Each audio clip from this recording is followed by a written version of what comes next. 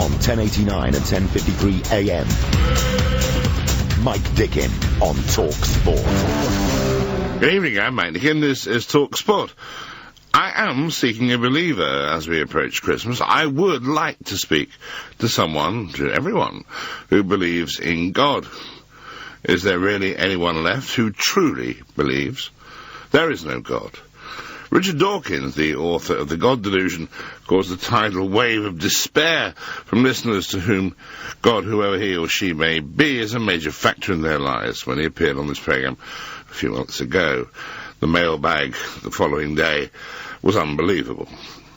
To some people, in fact, it seems to be a majority of people, their religion, be it Christianity, Islam, Buddhism, Sikhism, Hinduism, Scientology, or any other apparent belief system, is what actually defines them. Quoting supposed ancient text replaces conversation or even discussion in their world. However, their importance and their profile far exceeds those of genuine thinkers and people of achievement. Why do you get a seat in the House of Commons? Because you believe in God, or in the House of Lords even. In just over a week's time, the world, well, most of it seems, will be celebrating the birth of Jesus Christ, the illegitimate Son of God. Apparently, even the Christian Bible shows that if there ever was such an event, it happened in September, not December. Like most, if not all, religious texts, it's contradictory. However, the major point of conflict for me is the way the religious among us claim that without religion there is no morality. What arrant nonsense. If you are a believer, be it in Christianity or any other religion, if you believe in God, give me a call.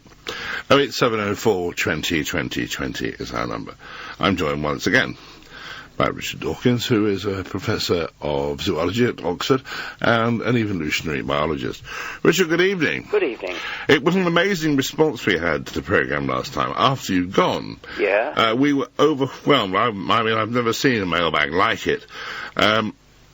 It was surprising to me that those who wrote didn't choose to phone at the time you were here, but wrote quoting passages from the Bible, from the Quran, from all manner of supposed religious texts, proving their point. But it seems that without those texts, they have no belief.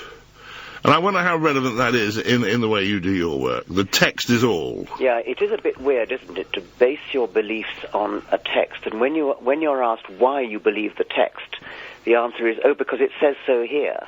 So it's a kind of complete circle of an argument. It defies argument. It crushes argument.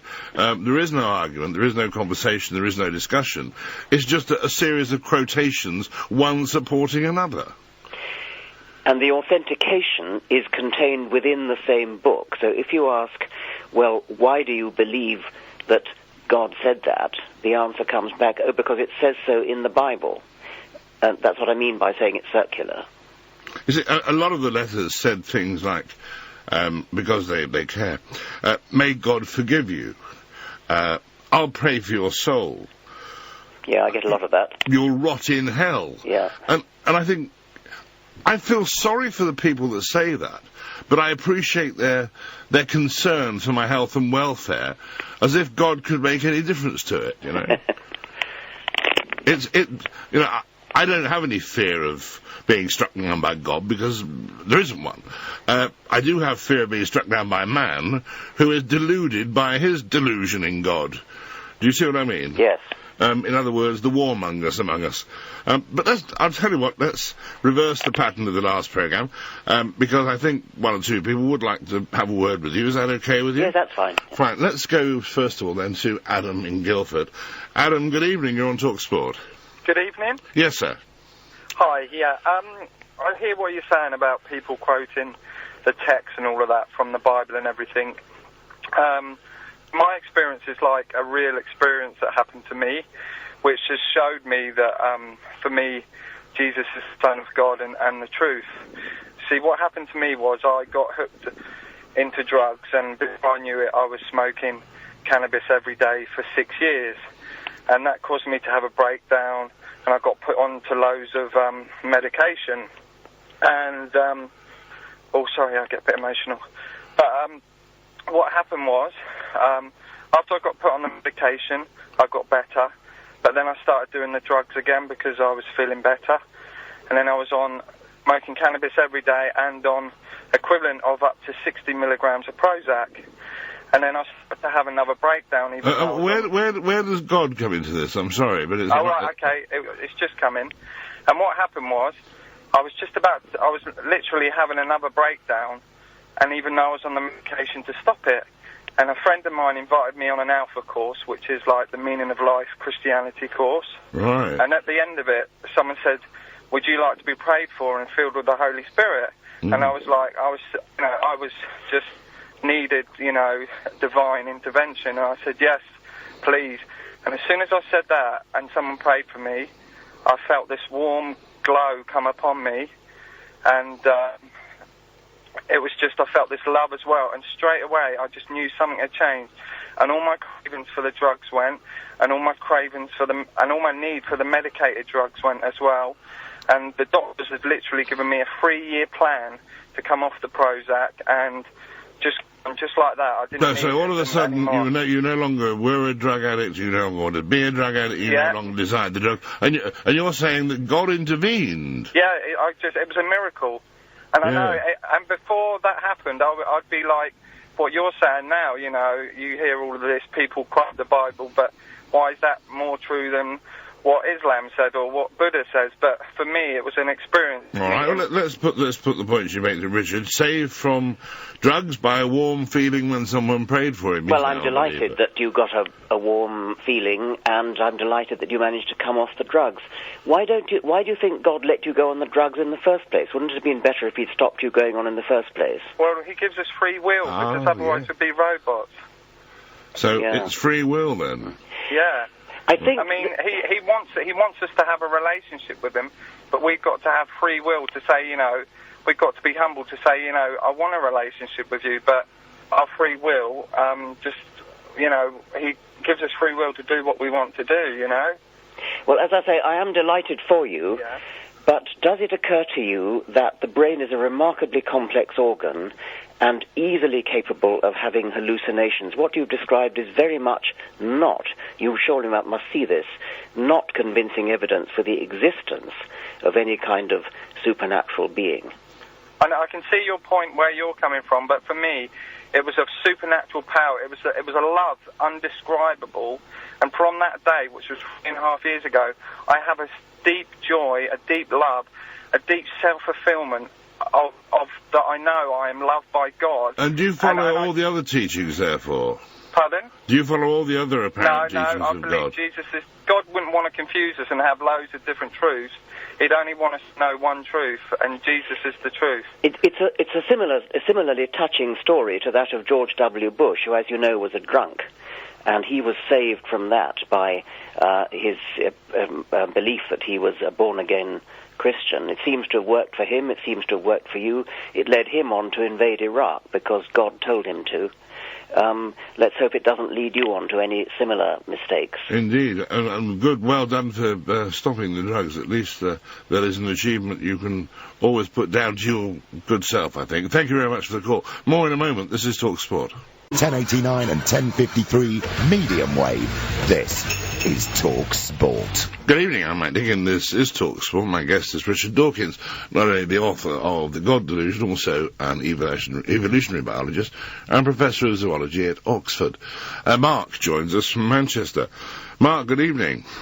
Good evening, Mike, and good evening, Professor Dawkins. Good evening.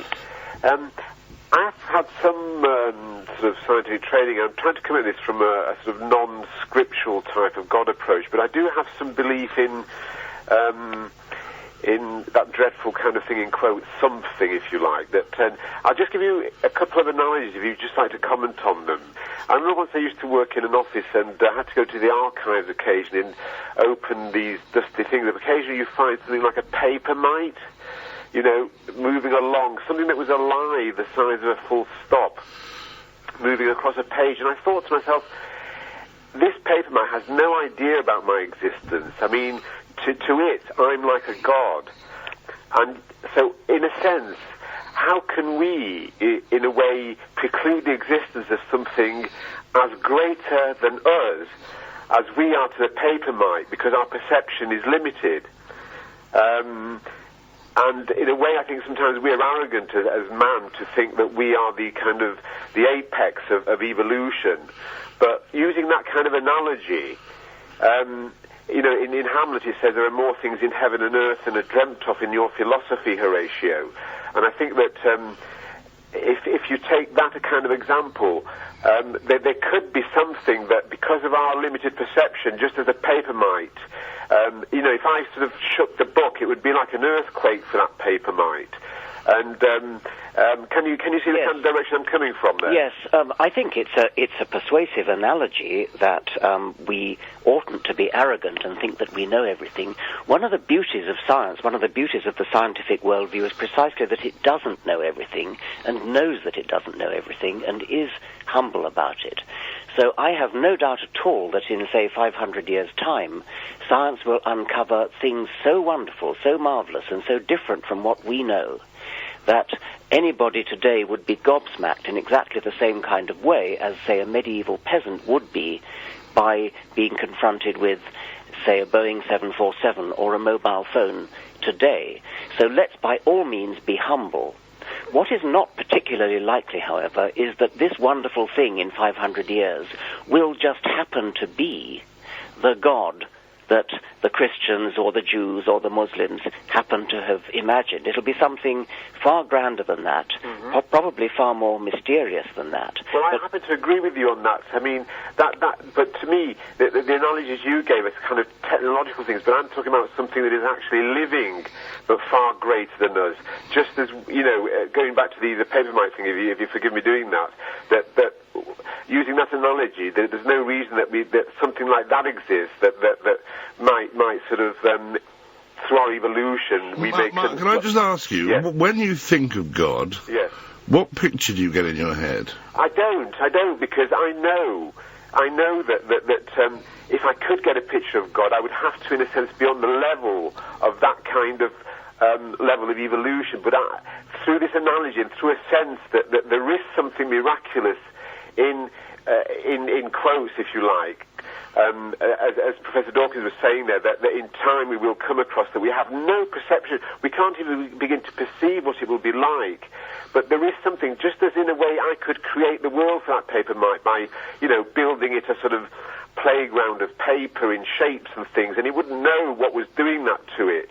Well, I think that it's very likely that there will be aliens in outer space on other planets which will be so far advanced compared to us that we would treat them as gods if we were ever to meet them. So I think that there, in a sense, are gods out there on other planets. What I don't think is that they just happened. I think if there are godlike beings, they will have come about by some process such as evolution. They will have come about late in the universe as the end product of an evolution-like process. Yes. They will not be the sort of thing that creates the universe, and I've given reasons for that in Chapter 4 of The God Delusion. I think they are good reasons, but I thank you for your analogy, which is a useful lesson in humility. Mark, we're overwhelmed with calls, so I'm going to limit you to that and move on, but thank you very much for the call. We'll go to Yorkshire and hear from Chris. Chris, good evening, you're on talkSPORT. Good evening. I must admit, I phoned, I heard your opening comment that if there was anybody who believed in God, please phone. So I thought, well, I'll phone, I believe in God, and I phoned in. I hadn't realized that Richard Dawkins was going to be on tonight, but nonetheless, I was going to ask, what were you wanting folks, when you asked them to phone in, what questions did you want to put to them? Well, really, the question I just asked Mark, what do you see in your mind when you think of God, or when you pray? Where do you think he or it, she is? Okay, I guess, that is difficult in a way, in that one hasn't seen God, so I perceive him as being a spiritual being that exists throughout his universe, not just localized in one little corner, and so I perceive him as a spiritual being that is self-existent through the whole universe. And is he there for those who live in parts of the world where they don't believe in him because they never heard of him? Is he there for them as well? Does he give them divine guidance, even though they don't know who the hell he is? Well, I would certainly, as you know, I'm speaking from a Christian perspective. So yes, I believe that God is in His whole universe, and you know, the people are meant to seek after Him. In fact, I think He's given us plenty of evidence of his existence just in the very things He has created. Such as? Sorry? Such as what? Oh, sorry. I was just thinking just the wonder of creation. I mean, from the greater things of stars and planets and things to the very minute things at the bottom of the ocean. And there were pictures in the newspaper just recently of some incredible creatures, you know, in the depths of the ocean, and some little shrimp that you know, live near boiling water and stuff like that. Creation is just marvelous. That, of course, is all explained by evolution in great detail. Really, there's no excuse for using that kind of argument for the existence of God ever since 1859. Well, I would beg to differ there in that, you know, there are so many books on the market these days arguing very strongly in favor of, you know, evolution and creation, and certainly I've read a little bit of a sprinkling of these. And I don't think the answer is as cut and dry as you like to make it out to be. Okay. Thank you. So your belief is unshakable. You never question your belief. Oh, I throughout life, I'm 55 now, and throughout life I've often sat and thought and you know, about the things I've come to believe in. Faith is not unquestioning. Faith does question. Faith does examine.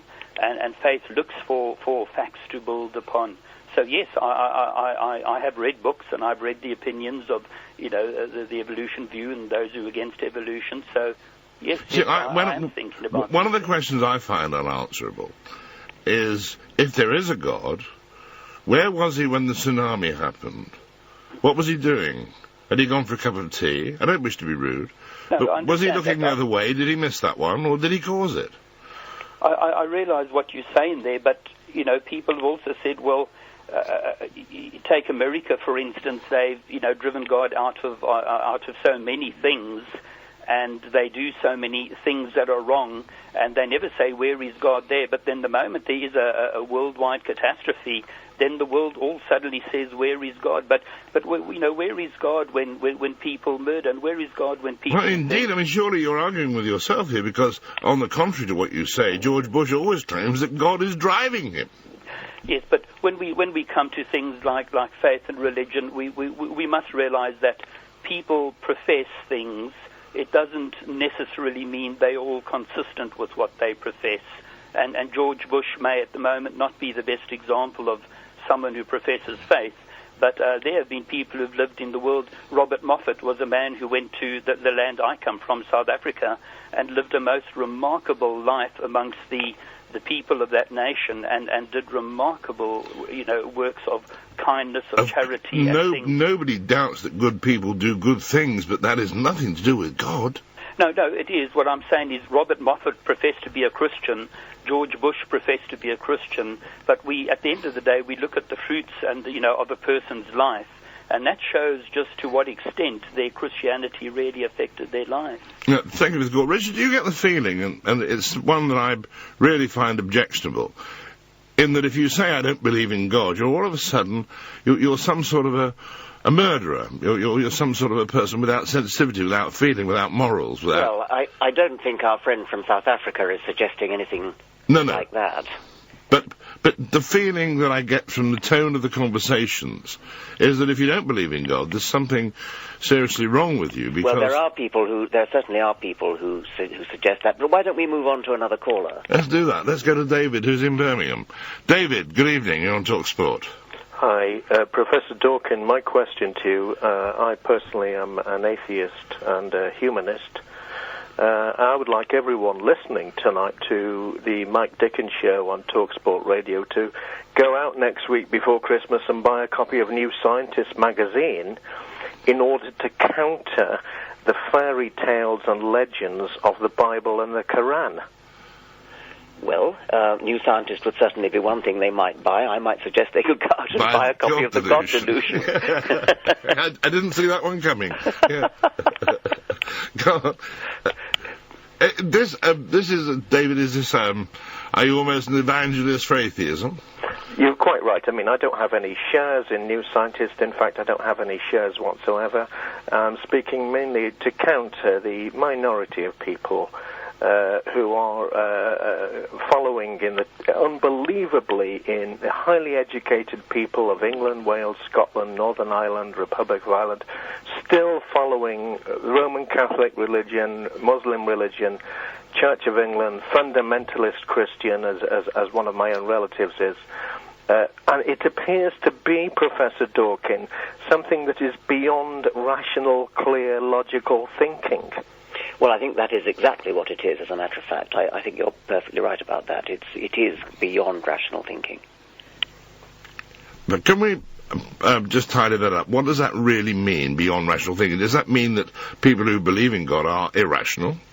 Well, I think that faith is something that you believe in spite of a lack of evidence. If there were evidence, then you wouldn't need faith. You'd believe in it because of the evidence. And so that's pretty much what faith means. It means belief in something where there is no evidence. And it's even thought to be a particular virtue to believe something that the less evidence there is, the more virtuous you are to believe it. Okay, we'll take a moment there, and then we'll return and talk with Lawrence in Telford and all the others who follow. 08704 20 20 20 is the number. My guest is Professor Richard Dawkins. We're talking about the existence of God. His book says The God Delusion. What do you say? This is talkSPORT. DAB Digital Radio, talkSPORT. Good evening, I'm Mike Dickin. 08704 20 20 20 is our number.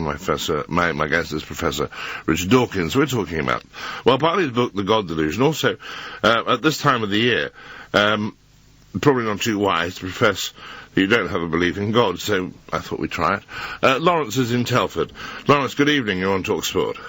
Good evening, Mr. Dickin. How are you? My health's not in question. Not in question. I do research into the Bible. Jesus Christ talks about the end of the world, which I think is a very significant event. He talks about the Great Tribulation, and we should try and escape it if we can. The Great Tribulation is in Matthew 24.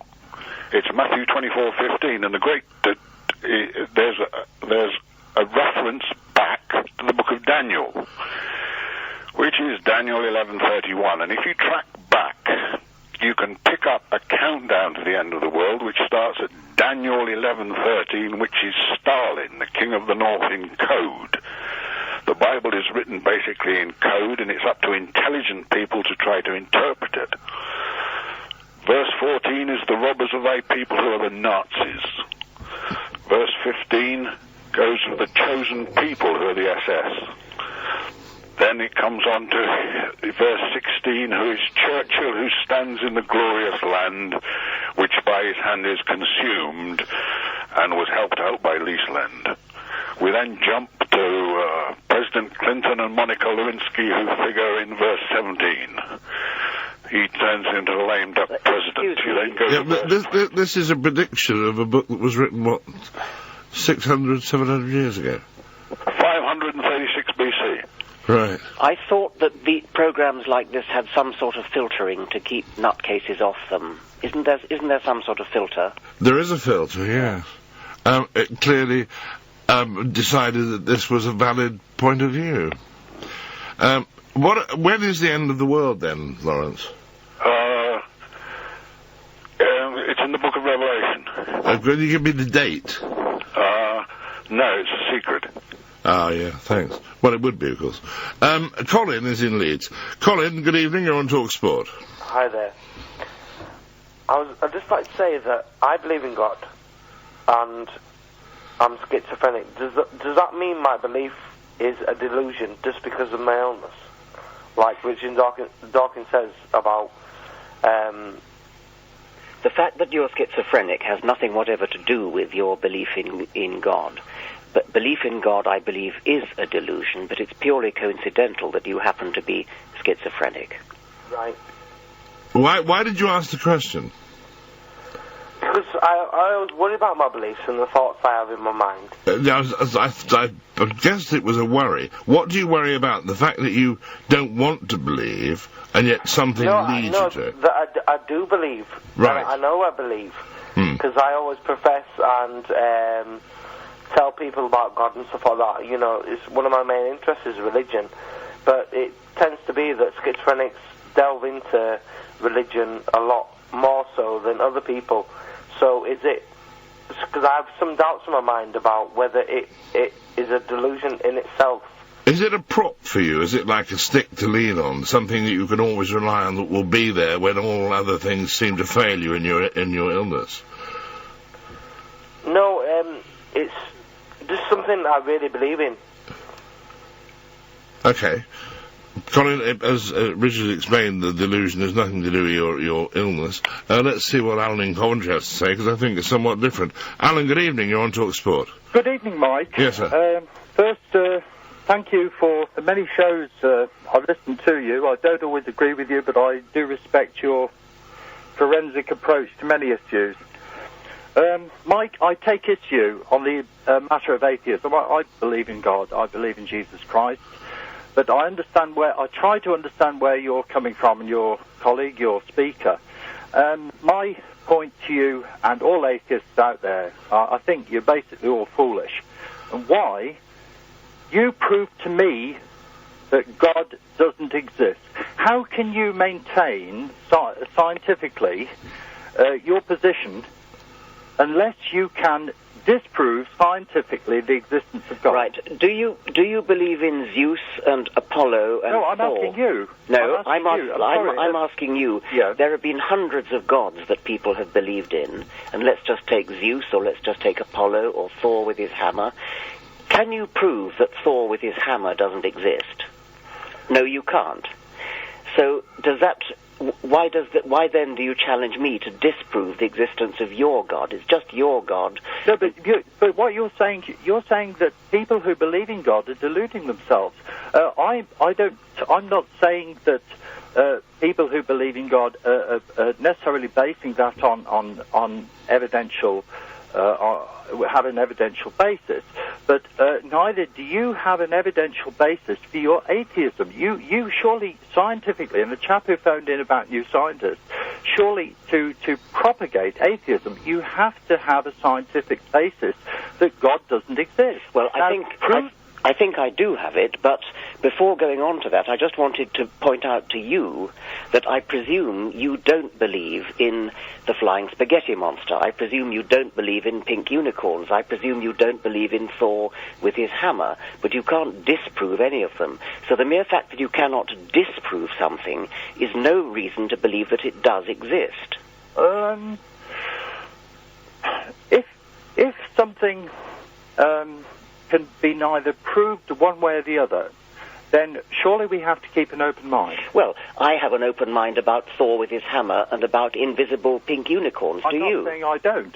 Okay. I'm asking you, do you have an open mind that God may exist? Sure, I do. Dickin and the gentleman who phoned in. If you read my book, you would see that I have an open mind. Well, I'm sorry, I'm very busy. I haven't got time, but I'm not saying I wouldn't have interest in it if I had the time. Yes.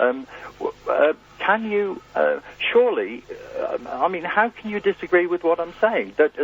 Surely you have to be able to disprove God's existence.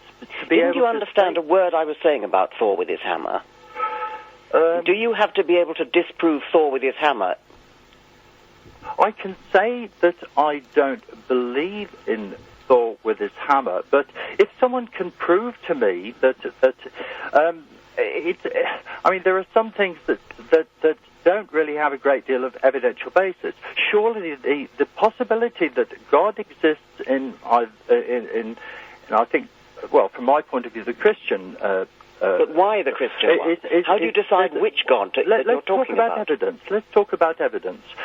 Mike Dickin mentioned the tsunami. Good point. It's one of millions. Scott. Yes, but there are also many in existence. The fantastic integrity of nature. How do you explain, for example, scientifically, the ongoing reproductive a capacity that within a newborn child is the potential for a second newborn child. Within that child is a further newborn child. Well, as it happens, you've hit upon the basis for Darwinian evolution. That's how I would explain it. Evolution is the answer. You can't prove a negative. The point you're making is wrong simply because you cannot prove a negative. You can prove a positive. You show me a God, and that's a positive. I can't show you there isn't a God, because I wouldn't know where to look. Surely, I can't agree with you. Surely the most you can say is I'm agnostic. That I could agree with. But yes, I can't agree with someone who says I'm an atheist. There is not a God. Okay, I'm agnostic about that, and I'm agnostic about pink unicorns and the flying spaghetti monster. But you're open to the possibility that there might be a God. Yes, and are you open to the possibility that there might be Thor with his hammer and an invisible pink unicorn? I've got to work my head around that one, but okay, well, we'll leave you to do that. It'd be an interesting result if at some point you could perhaps let us know, because we could then do a program. I'm not going to talk about the spaghetti monster because it has to be a personal thing of mine, but I will talk about pink unicorns. Ken is in the Highlands somewhere. Ken, good evening. You're on talkSPORT. Good evening, Mike, and good evening, Richard. I'd first like to say to you both that Jesus loves you. Thank you. I would like to tell you the benefits of being a Christian. Right. This is experiential knowledge, Richard, by the way. 28 years ago, I was delivered from the power of alcohol and the power of sin. Oh, just like George Bush. A miracle, yes. Yeah. I received healing after the heart attack. During the heart attack, Jesus came and supported me in that experience, a wonderful supernatural experience with God. Now, as a human being today, I have security in Christ, not in religion. I've got a wonderful purpose in my life, Richard. I've got a new disposition by the grace of God. I've got new thoughts, a new direction in life, a clean heart, joy in my heart through knowledge of Christ. What a wonderful experience. You speak of this knowledge as though it was first-hand. You actually met, did you? Yes. Right. Now, I've got a couple of questions for Richard. Oh, please, sir. In regard to evolution now, Richard, the evolutionist belief is that the evolutionist doctrines, Richard, are actually a belief system, and are built upon two pillars that you know about. The first pillar is nothing produced everything, which is totally impossible, and you also believe that dead matter produced life. Now, for you to believe that is a faith system. You have no proof. Well, there's an enormous amount of evidence for evolution. There are shelf miles of books on it. I can only suggest that you have a look at an elementary textbook of biology and learn something from it. Did nothing produce everything? Well, could you, for those of us that aren't as well versed in the matter as you, could you explain the question for the rest of us? The question is right. The evolutionists believe that billions of years ago there was nothing, a nothingness. There was nothing at all, and out of that nothing produced some amazing explosion. Well, if there was nothing at all, was there a God? God has always been, Mike. He's eternal. Well, there wasn't nothing then, was there? No. The Bible says very clearly there's a creator, Mike. All right. Design demands a designer, surely. Information demands a source. What about DNA, Richard? Where did the information come from in your DNA when you were conceived in your mother's womb, Richard? There was an impact of information into your cell.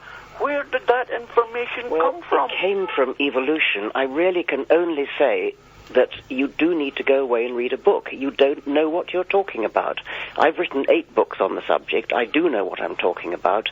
There isn't time to spell it out in a soundbite. It is a complicated story, and it is actually a very interesting and fascinating story. You don't need to read 8 books. Just one book would do, but do read something, because you might actually be interested in it. You might actually understand it, and thank you very much for the call. We should take a moment, because we have to do those things. I don't believe it, and I'm told to do it. 08704 20 20 20 is the number. talkSPORT. talkSPORT. Good evening, I'm Mike Dickin. This is talkSPORT. My guest in this hour of the programme is Professor Richard Dawkins, who is the author of, among other things, The God Delusion. He is also professor at Oxford University, and we have on the line from France now, David. Whereabouts in France are you, David? In Toulouse. Good evening and welcome. Your question or your remark is? Well, it was to do with your point that you made about, the age-old question, if there's a God, why does he let suffering happen? You're like, the tsunami was your example. It was, yes, it's a small point, but it helps me, yes. Yeah. Well, it's just trying to answer that, I think it's a question of mixed assumptions, in that, in the first part of the question, the hypothesis is that God exists, because obviously that's to do with the question.